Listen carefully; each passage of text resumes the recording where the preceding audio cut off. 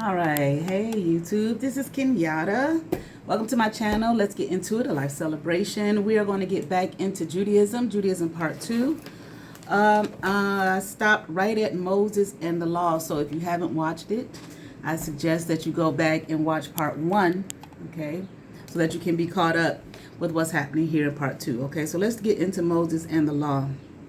All right, the book of Exodus records that the population of Hebrews in Egypt grew so large after several centuries that the Egyptians saw them as a threat. So remember, for those of you who have been, following along and watching the series, when the Hebrews went to Egypt, just a small family. We're not talking about still a nation, okay, but not a lot of people, okay, but they grew after, it says after several centuries, and grew pretty daggone large, okay, large enough that the Egyptians saw them as a threat. So as a solution, the Pharaoh commands that all baby boys be killed at birth. Here we find the story of Moses, all right.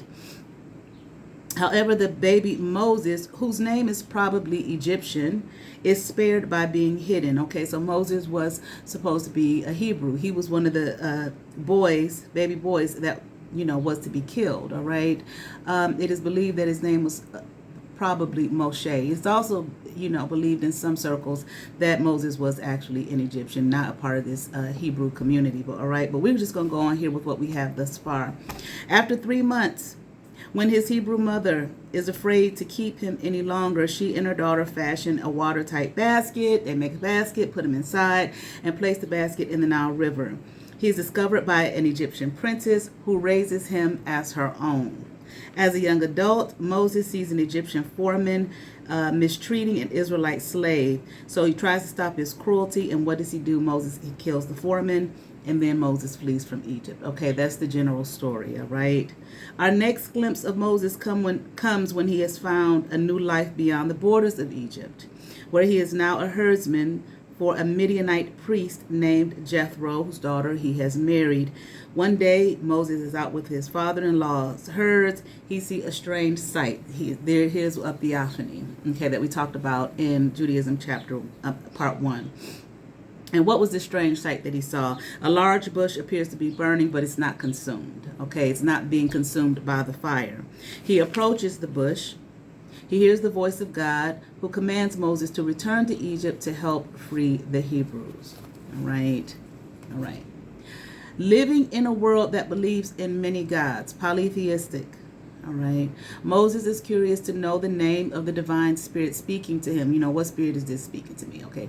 Now we have to remember, okay, regardless. Now, I think that I probably stated in one of my earlier videos, okay, that, Christianity, the thought in Christianity is that it is monotheistic. It's argued that it, probably not, but we're not going to get into that right now, all right? So it is a thought that in the Old Testament that the Hebrews were monotheistic. They were not, okay? They were what we call henotheistic, all right? And I'm going to look that up. I mean, I know what it is, but I want to be able to say it to you in a way that can truly be understood, and then I'll expand on it, okay? So they were henotheistic. Hold on, please. Henotheism, okay? It is an adherence to one particular god out of several, especially by a family, tribe, or other group, all right? So it is, the Hebrews adhered to one particular god.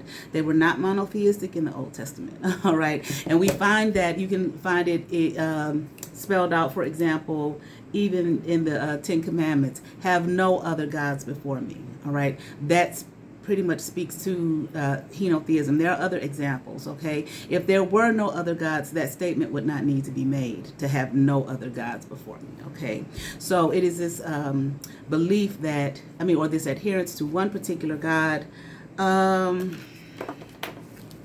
me see. Well, I think I'll get, okay, it's going to come up, I believe, okay?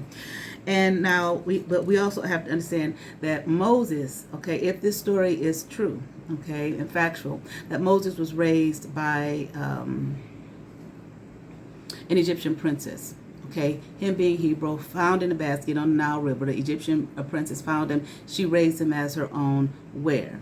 A princess now. Okay, obviously in Pharaoh's court. Okay, so let's have an understanding. Okay, so he was raised to have all this knowledge that not everybody had.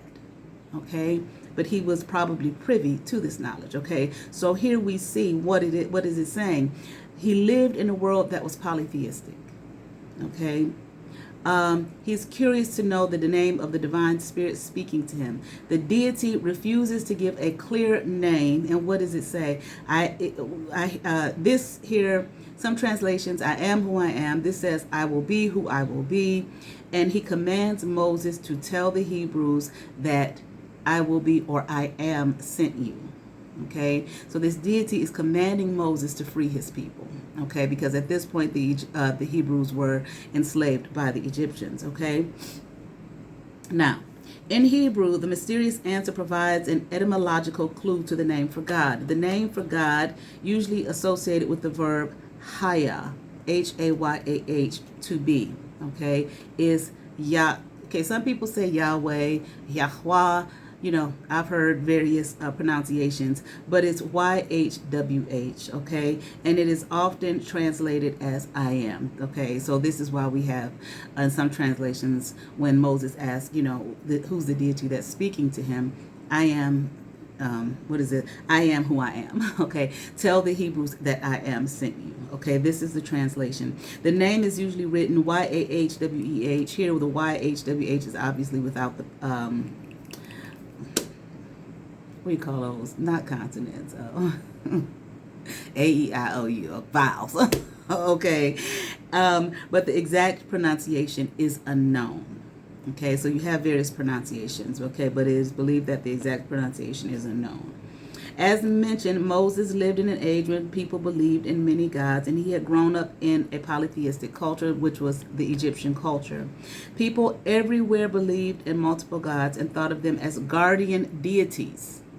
Okay, hear that again. People everywhere believed in multiple gods and thought of them as guardian deities. Polytheism. Okay, polytheism was the order of the day, not monotheism. Polytheism. Okay, and these gods were viewed as guardian deities. I just went and saw Thor, Love and Honor, okay, and I really like that movie. I want to go see it again, all right, but that was, you know, I'm not going to spoil it, okay, go see it, but this theme is in there, okay, but I really like that, all right, but nevertheless, all right, they thought of them as guardian deities of particular groups and regions, all right. Could Moses or the patriarchs and matriarchs before him have really been monotheistic? All right. It says we do not know, but it is known. I disagree with the author of the text. It is known. Okay. A possibility is that Moses and the Hebrew patriarchs and matriarchs believed in the existence of many gods. Okay. It's very obvious in the Old Testament that when you read it, that there is a belief in many gods. Okay. More than one. Okay, again, just the commandment alone, have no other gods before me, you know, states that, shows that there is a, you know, understanding that there are many gods, that there is more than one God, okay, that it is henotheistic, okay. Here, let me get back to it, all right, and you can talk to, you know, people who are Jewish, of the Jewish faith, and they will tell you that is the case, all right. Okay. Now, I'll read again. A possibility is that Moses and the Hebrew patriarchs and matriarchs believed in the existence of many gods, of whom one, possibly a major deity, declared himself the special protector of the Israelites. All right? Of whom one, once again, possibly a major deity. Hold on, please. Okay. Possibly a major deity, declared himself the protector of the Israelites. Okay. Or this particular deity chose this group of people, or chose this person, Abraham, you know, to have a nation of people for him to, or him, okay, because we see that God here is, as we went over earlier, is viewed as masculine, okay, okay, chose, you know, this person, particular person to create a nation of people that he could protect, that he could watch over, okay, that would be, submit to him, okay, in his particular will and way of being, so on and so forth, okay. If this is true, monotheism was not the original belief system of the Israelites, but evolved over time. And once again, you can talk to a rabbi, someone who's Jewish, okay, who has studied, so on and so forth. They will tell you that this is the case, all right, in Judaism, that they were not monotheistic. They were not always monotheistic, but that it did evolve over time to monotheism, okay, but not during this time, all right. Okay, let's keep on going. Some scholars wonder whether the actions of the Egyptian pharaoh Akhenaten, okay, who reigned around 1352 to 1336 BCE, before Christian era, influenced the development of Jewish monotheism, okay, because when you know about Akhenaten, that's what he wanted to do in Egypt when he became pharaoh, change the belief system from polytheistic to monotheistic, okay. So they're not saying it's the case. They wonder if maybe that was the case, if that time period, if the Hebrews were influenced by them. Akhenaten gave sole worship to the sun god Aten, okay, and he unsuccessfully attempted to suppress the worship of all other Egyptian gods. All right, so he wasn't successful in his attempt. Okay, let me see. All right, now. Ultimately, the God of the Jews would come to be proclaimed the one true God. Okay, this is what happened over time. All right, that this God that they worshiped, that was their protector. Okay, who they followed after. Okay, listen to his command, set up a nation according to what that particular God wanted. YHWH, I am that I am. Okay, has come to be proclaimed as the one true God. All right, and okay, let's keep going. We see two traditions in the Torah. Okay, remember the first 5 books of the Bible, of the Hebrew Bible, and one which may be older.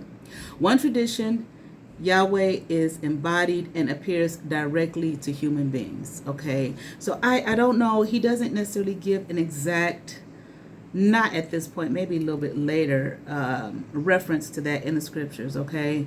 But Yahweh is embodied and, he has a body, in other words, okay? And appears directly to human beings, all right? In another tradition, maybe later, okay, Yahweh exists as a spirit existing apart from human beings. All right, like we see in the scripture somewhere where it says no man has seen the face of God, but then we know that Moses went to the top of the mountain, and I believe it does state that he did see, the face of God. All right, now somebody could say I'm wrong about that. If you know that to be true, then put that in the comments. All right, that's okay.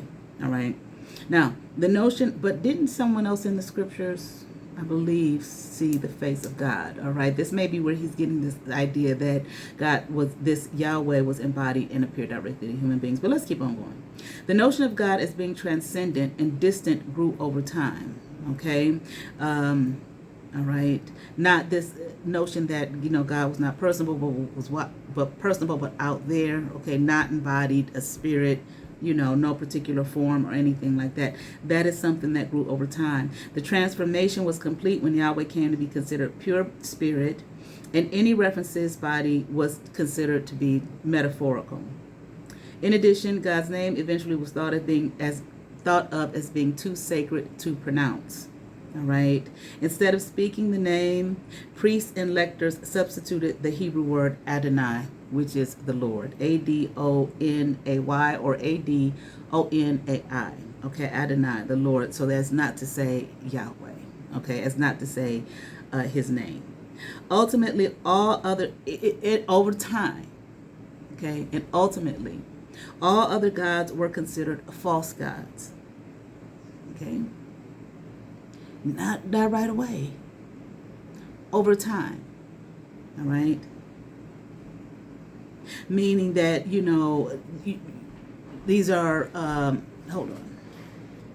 All right, I forgot where I was. All right, but let's just get back into somewhere. All right, okay, we talked about the name. Okay, ultimately, all other gods were considered false gods. Okay, not gods to be worshipped. Okay. Okay, they're false. They're not real. Okay, idols or things made of stone and wood and so on and so forth. Not pure spirit. All right, images of anything that could be construed as a god were prohibited. All right. Okay, any kind of graven image, okay, made out of wood and stone and all of that type of thing, that was prohibited. And Yahweh at last was considered the one God of the entire universe. All right. Not just this particular group of people. All right, which was not always the case. Understand. All right, let's move on. These changes would occur after the time of Moses. Okay, those changes that I just talked about occurred after the time of Moses. In the book of Exodus, Yahweh, the God of the Hebrews, simply needs to show himself to be more powerful than any of the gods of the Egyptians. Okay, it is by his power that the 10 plagues strike the Egyptians and convinced the Pharaoh to let the Israelite slaves leave. Okay, because they made them slaves after their nation grew and they found them to be a threat. All right. It says that possibly this Pharaoh was possibly had to be convinced to let the Israelites go. Possibly the great builder Ramesses II, circa 1292 to 1225 BCE. The last and greatest of the plagues. Okay, because remember, okay, if anybody has seen the movie, okay, you just know the story. Okay, Moses goes to tell Pharaoh, let my people go. Okay, now and you got to think about it. Okay, ain't just anybody gonna walk in the in the White House and tell the president no, nothing. Not gonna happen. Same thing. But now remember Moses. Moses was raised in Pharaoh's court. They knew who Moses was. Okay, come on in. Where you been? You done killed the foreman. We found out. You understand what I'm saying? Okay, and then you go to tell him, hey, you got to let I am sent me. You got to let him go. Okay. I realize and recognize, I'm a Hebrew.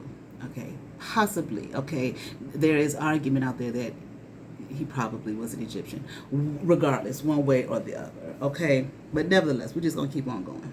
Okay, so it goes in there, first I think Pharaoh says yes, and then he says no, and it becomes a battle, and he has to, Moses has to show that I am, or Yahweh, is more powerful than all the gods of the Egyptians, and, they have these kind of battle type things, the staff being turned into a serpent, etc., etc., etc. If you don't let him go, I'm going to strike you with 10 plagues, and this is what I am, or Yahweh, did. Okay, the last and greatest of the plagues is the death of the firstborn son of the Egyptians. Okay, we see that at least 3 times in the scriptures, maybe more. Okay, but this death of the firstborn sons, killing the firstborn sons. Okay, the Israelite sons are spared because they have followed Yahweh's warning and marked the doors of their homes with the blood of a substitute, a sacrificial lamb. Okay, there we go with that sacrifice again. The blood. All right. So the blood replaces the blood of those boys. Okay, the firstborn boys.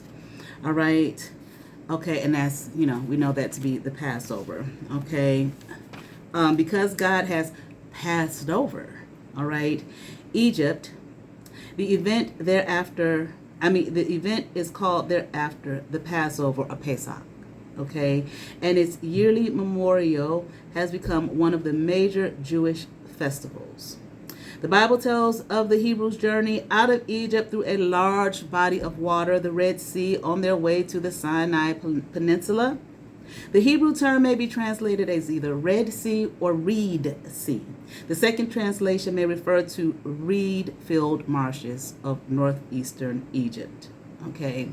Now, movies have dramatized the event, showing 2 huge walls of water held back as the Hebrews marched through them. But the reality was probably less dramatic.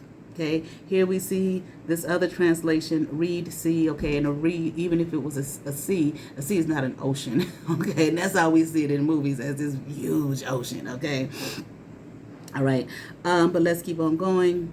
Okay, and that these Reed Sea was just probably some marshes.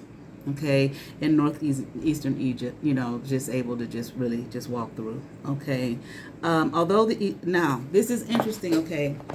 Egyptian records do not mention this. There is no mention of an exodus from Egypt, okay, which has become a central theme in Judaism, but there is no history of it anywhere in Egypt, okay? On the walls of Egypt, in their history, nothing, okay? Now, it says, a whole people protected by God leaves the land of oppression and begins the march toward freedom. Now, what's interesting is, when I went to Egypt, okay, by a tour guide, the tour guides, he was telling us that they have to go to school for like, I think 4 years, okay, to be a tour guide, okay, because there's so much history, okay, to be, told, in the tours. So I was talking to him about that because now he was a Christian, okay, and we got on this subject. I can't remember what site we were at or anything like that, but we got on this subject. So he did not say that there was no history of this Exodus or anything like that. So I pulled him aside because I wanted to know, because I had been told before I went that if you go to Egypt and you ask the tour guides, they're gonna look at you like, we don't know what you're talking about. Okay, that's not here. We don't have any history of that. Okay, and these are people, once again, who have to go to school like for 4 years, like we do here to get a bachelor's degree, just to be a tour guide. Okay, so I asked him about that, and he told me, he said, no, you're right. There isn't any history here of that. There's nothing recorded anywhere about any kind of holding this community, the Hebrews, as slaves, and an Exodus, anything with the Pharaoh holding them back. There's nothing here. He said, and I said, well, why didn't you speak to that, and it wasn't necessary for him to. I just assumed that he would. And he said, well, his particular belief system, he's Christian, okay? He said, and though I know it's not historically fact, that it did not historically happen, it wasn't so much about his faith tells him he has to believe it does, because he understands it, he looks at it as more metaphorical, but it was just something that he just really didn't want to get into, with people, visitors, okay, and tourists, okay? So he was like, no, you're right, there isn't anything, because I'm here in Egypt, I want to find out, I want to talk to a tour guide, understand what I'm saying about it, as opposed to just, hearsay and what I'm seeing in this textbook. I'm here now, and he said, no, you're right, there isn't anything, so we really don't talk about it, at all, because, people come all the time, with this idea, this Judeo-Christian belief about this, something that happened historically that didn't happen, okay? And again, there's nothing here in our history, in all of Egyptian history, to prove anything, that any of that story in any way, shape, or form, okay? So it's interesting because, once again, this is a central theme in Judaism, okay? The Exodus, all right?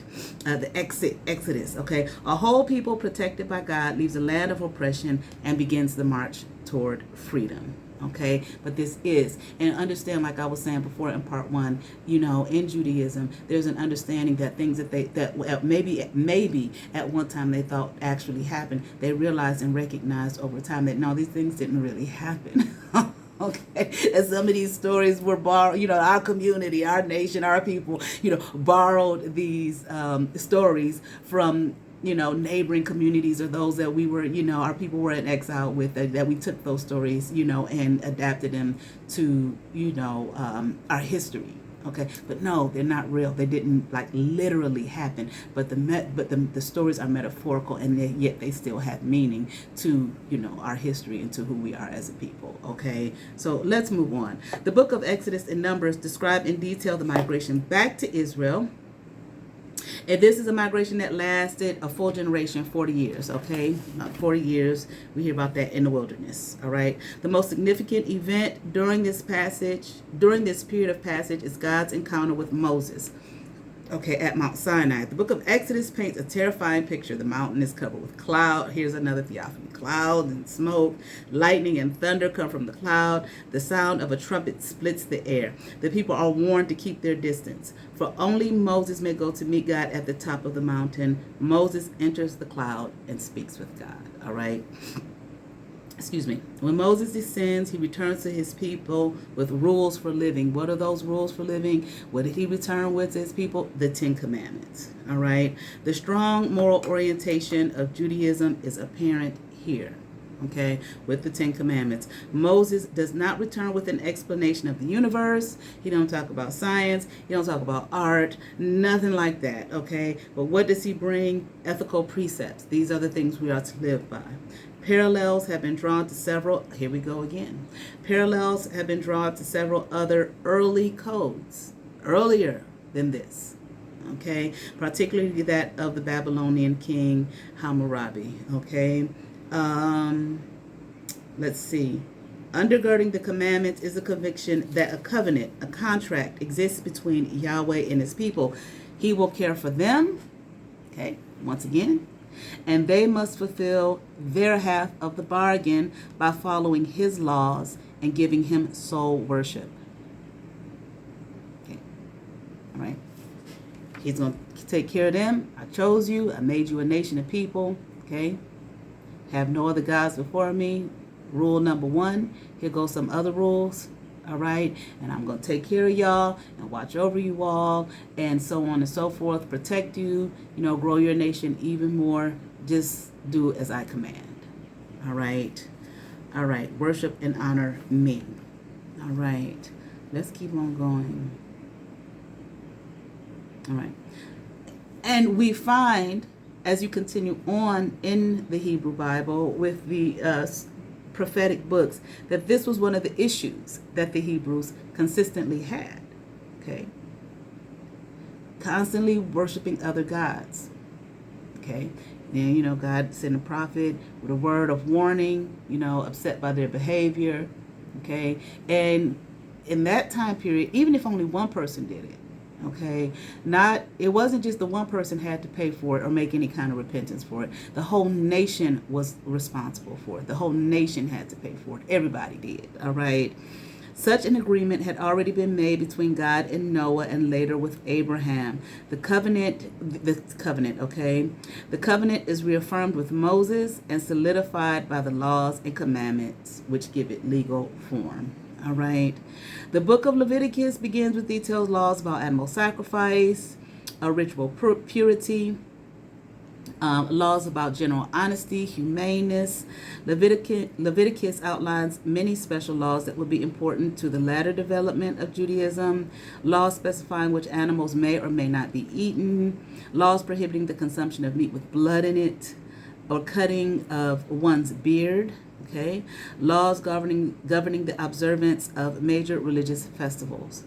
Now, the book of Numbers returns to historical themes, recounting specifically the years of wandering before the Hebrews entered Canaan, but it also spells out laws about ritual purity and the keeping of vows. The Torah ends with the book of Deuteronomy, okay, which repeats the Ten Commandments and describes the death of Moses, an event that occurs just before the Hebrews enter the promised land of Canaan. Okay, so Moses didn't get to go into the promised land. All right. The historicity of Moses is like that of Abraham, that of another debate. Virtually all Jews believe him to have been a real person. But again, there are no Egyptian archaeological records that have been found that mention Moses, okay, a slave rebellion, or an exodus from Egypt. Specialists in mythology point out parallels between the story of Moses and Egyptian tales. Let me get back to that. Specialists in mythology point out parallels, okay, between the story of Moses and Egyptian religious tales, okay? Also, okay, so again, maybe something that was borrowed from another culture, okay? Neighboring community, neighboring culture, neighboring nation. Okay, this story of Moses, okay, maybe something they borrowed from the Egyptians. All right, the story. Also, no archaeological evidence has been yet found to give proof of the 40 years of wandering in the desert. Okay, the lack of historical evidence, however, does not disprove the historicity of Moses. A common view sees the biblical account as representing basic historical truth that, probably was just kind of exaggerated, embellished, okay, and magnified over time. All right. Now, understand, saying that these stories, that these people and whatnot didn't, exist, that's not for, there's no evidence here, archaeological evidence, no historical anything to prove the existence of any of these quote unquote people or characters, matriarchs, patriarchs, whatever, so on and so forth. That doesn't mean that sometimes I feel like people have the issue feeling like, okay, they got to fight tooth and nail, okay, to say that they did exist, and they don't have no proof to show whatsoever. It's just my faith, just I believe. That's okay. Okay, your faith, you believe. All right. But also understand this: just because there isn't any particular, archaeological evidence, so on and so forth, and it's being said that these stories may not be literal, does not mean that the meaning and the message that within the stories is something to be thrown away. Okay, and that the religion, okay, is something to be tossed away because these things are not literal. Again, most of these religions that I've gone over, okay, are probably more metaphorical, can be looked at, let me say that, as more metaphorical than actual, than literal. Okay, literal does not equate to validity. Okay, we go see movies, okay, we read fiction books, so on and so forth, where we are assuming and we know that these things aren't real, but there is a message in the story, okay, that people can live by, okay, that can be adapted to our understanding of the world around us and our way of being and living and thinking. Why? Because human beings wrote it, and they are having an experience, the same experience that you are having, that you and I are having as human beings on this earth plane. That's the point. Okay, the questions that religion answers, that people ask, that we have found over history, that are answered in religion. And again, you can go back and look at my earlier videos where I talk about that. These questions are going to be, and human beings want to know. Okay, who are we? Why are we here? What are we to do? What is our purpose? Is there something out there greater than us? Is there something out there that I need to believe in to help me on this damn earth plane? Okay, try to maneuver and navigate through all of this muck and mire. You understand what I'm saying? Okay. Okay. And we have various cultures with various answers, various philosophies with various answers. Okay, that we can take and help us, hold fast to our faith. Okay, hold fast to it, keep us grounded. You understand? Give us some kind of belief system, law and order. Okay, all right. So it's just not mad chaos. All right.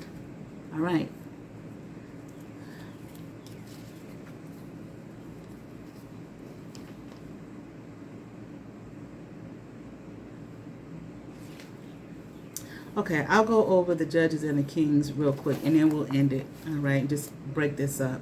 Okay, the Judges and the King, the book of Judges and the book of Kings. Okay, verses 8 Kings.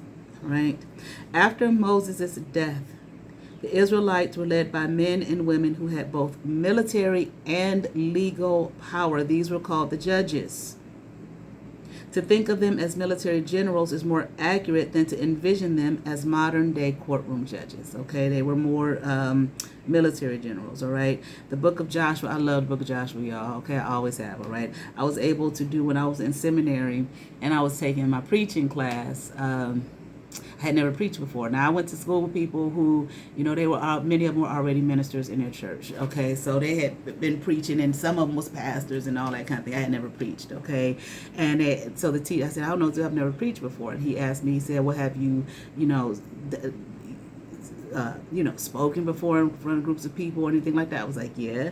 And my acting background came up, and he told me to act out my sermon, and that's what I did for my class. I did the book of Joshua for my sermon for that class. I did the book of Joshua, and I actually acted it out, okay, for my sermon. And after that, there was a student in the class who saw it. He was a elder in some church, or was he the pastor? He might have been a pastor. He started his own church. He asked me to come to his church and do that, and I did, and word got out, and there were like about 2 or 3 more churches where people asked me to come act out the sermon, and I did. I was able to I was in Atlanta, Georgia, at the ITC, Interdenominational Theological Center. So at the time I was a member of the Church of God in Christ. The bishop of the denomination at that time, Bishop Owens. What was his first name? Was it Charles? I can't remember, but Bishop Owens. Okay, he has since passed. I don't know how word got to the people at his church, but somehow word got to them, and they asked me to come, not do a sermon. They wouldn't let me do no sermon, but they asked me to come read the scripture, before, at the beginning of the service. And I said, I was honored to do it, and they asked me to act the scripture out. And I did. I was able to do that at the presiding bishop's church. So that was like a big deal for me back then. I was like in my late 20s, you know what I'm saying? So that was a big deal for me. And I was just cogified, okay? I just loved me, the Church of God in Christ back then, okay? So I was able to do that. I was so honored. And it's so funny because the organist, he was behind me. So as I was acting it out, he was in the organ between, during my breaks and acting out the and acting out the scripture, and it just caught me off guard because I didn't expect him to do that. And he said, when I got done, he said, beautiful, and he was just playing that organ, whatever the role is, or whatever the run is rather, that they do, and everybody just loved it, and I was able to do that in a few churches down there in Atlanta. So, but I love the book of Judges. I still love the book of Judges, okay? But let me go on with this, all right? The book of Judges describes this period and gives accounts of Israelite expansion and eventual division of Canaan among 11 tribes. All right.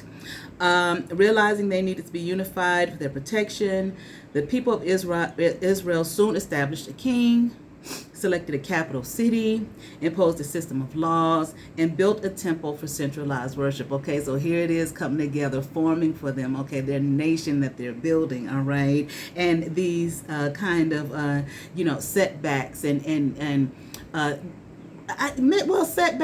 setbacks, but negative type of things happening to them that's kind of pushing them and propelling them forward to have to create a particular system, okay, so that they, will be recognized as a nation of people and be protected as well. The biblical books of First and Second Samuel and First and Second Kings describe the process.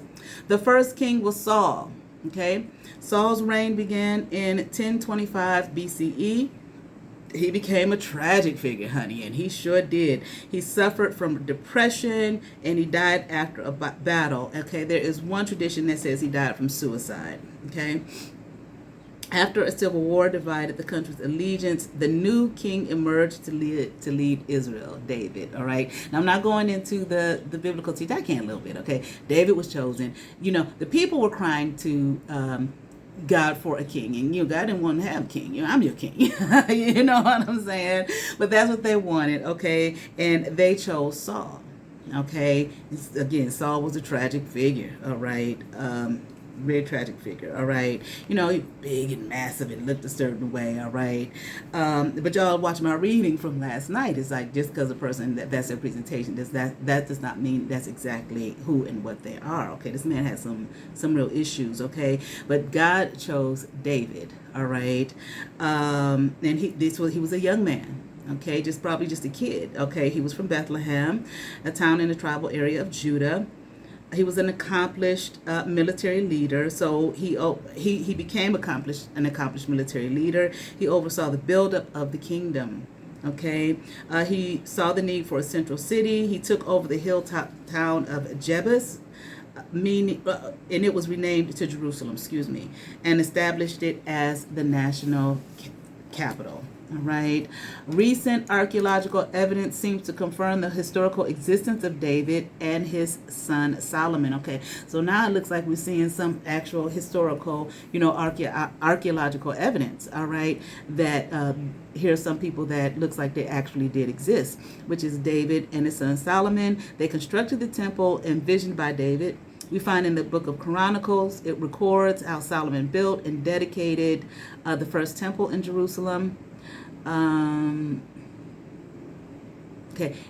this way he created a home for Yahweh okay, or I am the God of the Hebrews, whose presence would protect the kingdom, or the hope that it would protect the kingdom.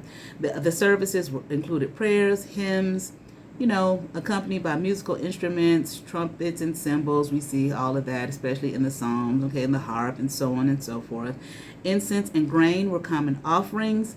Animals were ritually killed and offered as burnt sacrifices to Yahweh. Okay, having a royal palace in the National Temple in Jerusalem unified the separate Hebrew tribes for a time, but the taxes required to fund these and other extensive building projects quickly made the people rebellious. Them daggone taxes. Okay, after the death of Solomon, the northern tribes broke away from the control of the king in Jerusalem and set up their own kingdom. Okay, so here we have a division now. Now there's two kingdoms. Okay, we have the northern kingdom and the southern kingdom. All right, and it weakened the two kingdoms. All right, so what happened as a result of them being weakened, 721 BCE, Assyria, which was an expanding power in the northeast, took over the northern kingdom. All right, a theological explanation for the destruction of the northern kingdom came from the prophets of the time. Okay, a theological explanation. All right, not a political one, a theological one. Okay, once again, prophets were human beings chosen by God to speak in God's name. They were significant figures, both as groups and as individuals. They were active from the earlier days of the kingdom, but individual prophets became especially important in the 300 years after 800 BCE. Typically, the prophet experienced a life-changing revelation from God. Here, hold on. I read that too quick. They were active. Okay. Now, how did they become a prophet? Typically, they experienced some kind of life-changing revelation from God. Okay.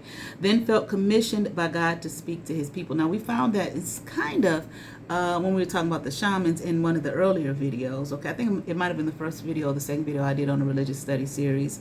Okay, where shamans, had some kind of life-changing or life-altering or near-death experience. Okay, that led them to that role of shamanism. All right, let's get back to this. All right, the prophet Isaiah, okay, is possibly the best known prophet.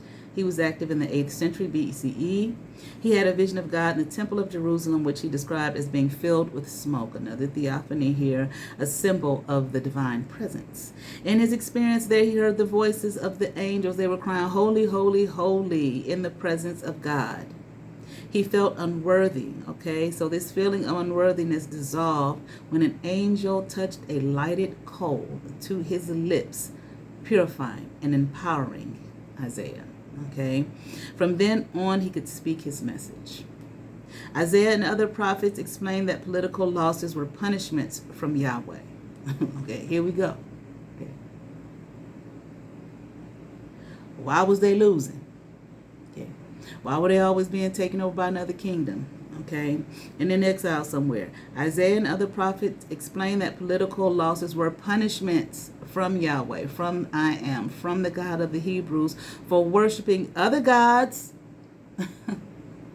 and for not having kept his laws. All right, the losses were not a sign of God's weakness, but rather of his justice and strength. Okay, and you know that, you do something mama tell you not to do. Okay. At least there was a time when you would get punished for it. There was a consequence for it. I don't know about now, working in the schools. Don't seem to be no consequences. Okay. They can do whatever they want to do. And it's all right. But nevertheless, okay, the consequences for wrongdoing, okay, was about justice, but also strength, making you strong. All right. The southern kingdom, the kingdom of Judah, carried on alone for more than a century. All right. Though with constant anxiety, I'm sure. Unfortunately, another power emerged. What was that power? Babylonia. Okay. And at first, the southern kingdom paid tribute. But when tribute was refused, Babylonia took control. All right. You don't pay your tribute? Guess what? Right. In 586 BCE, King Nebuchadnezzar II destroyed Solomon's temple, tore down the city walls of Jerusalem, and took the aristocracy and a great part of the Jewish population off to exile in Babylonia. The exile would last almost 50 years. Because the kingdom had ended and the temple worship was no longer possible, the religion of Israel seemed to lose its heart. All right. Love it. Love, love, love, love, love all this. All right. All right. We are going to come in here. We're going to come back. We're going to get into this exile, into this captivity. Okay. Wait a minute. Yeah. We're going to get into this exile and this captivity, the second temple, so on and so forth, in various periods. All right, we're just gonna take our time with Judaism. Like I said, this is a long chapter. All right. Thank you to those who have subscribed to my channel.